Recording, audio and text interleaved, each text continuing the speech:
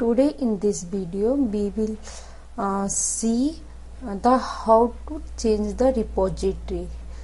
Can you see here is I have some repository.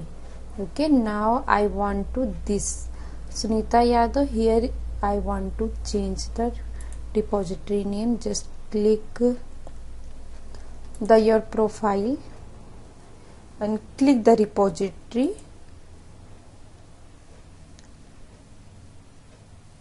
Repository name it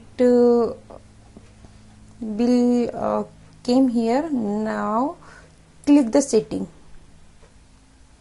Okay, here you can see here the repository name. Simply I'm changing here to do list. It rename. Now can you see here is it have changed its name. You can also go to your profile and can you see here is I have changed this name. Thank you watching this video.